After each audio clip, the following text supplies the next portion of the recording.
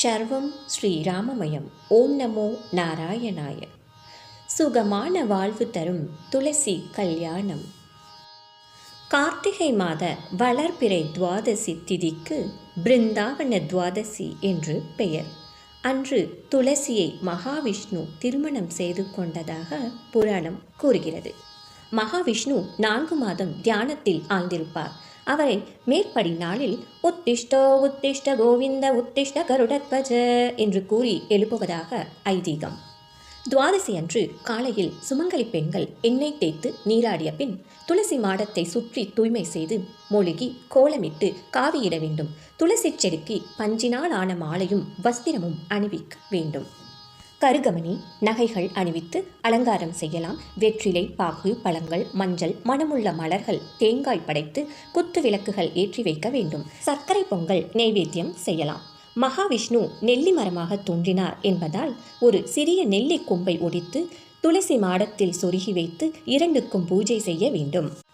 அப்பொழுது அநாதிமத்ய நிதன த்ரைலோக்கிய பிரதிபா இமாம் கிருஹான துளசிம் விவாக விதினேஸ்வர பயோ கிருதைச்ச சேவாபி கன்யாவத் வந்திதம் மயா த்வத்ப்ரியாம் துளசீம் துப்யம் தாஷ்யாமித்வம் கிருஹான பிரபோ என்ற ஸ்லோகத்தை சொல்லி துளசி கல்யாணம் செய்ய வேண்டும்.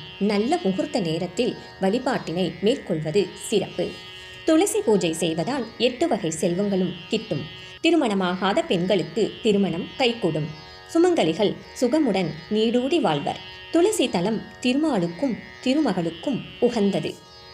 மகாலட்சுமி ஸ்வரூபமான துளசி இருக்கும் இடத்தில் மகாவிஷ்ணு வாசம் செய்வார். அதனால் துளசிக்கு விஷ்ணு பிரியா, ஹரிப்பிரியா என்ற பெயர்களும் உண்டு. துளசி பார்க்கடலில் தோன்றியதாகவும் கூறப்படுகிறது. துளசி தெய்வீக சக்தி கொண்டவள். துளசிக்கு சுலபா, சரசா, அம்ருதா, ஷியாமா, வைஷ்ணவி, கௌரி, பகுமஞ்சரி என்று வடமொழிகளில் பல பெயர்கள் உள்ளன. மேலும் 9 வகையான துளசி செடிகள் உள்ளன. அவை கரியமாய் துளசி, கருந்துளசி, கற்பூர துளசி, செந்துளசி, காட்டுத் துளசி, சிவ துளசி, நீலத் துளசி, பெருந்துளசி, நாய் துளசி. ஒவ்வொன்றும் ஒவ்வொரு குணம் கொண்டவை. துளசி இலையின் நுனியில் பிரம்மனும் அடியில் சிவனும் மத்தியில் மகாவிஷ்ணுவும் வாசம் செய்கிறார்கள் என்று சாஸ்திரம் கூறுகிறது. துளசி செடியில் 12 ஆதித்யர்களும் 11 ருத்ரர்களும் 8 வசுக்களும் அஸ்வினி தேவர்களும் வசிக்கின்றார்கள். எனவே துளசி இலையுடன் கூடிய நீர் கங்கை நீருக்கு சமமாக கருதப்படுகிறது. பல நோய்களை குணமாக்கும் சக்தி இந்த துளசிக்கு உண்டு.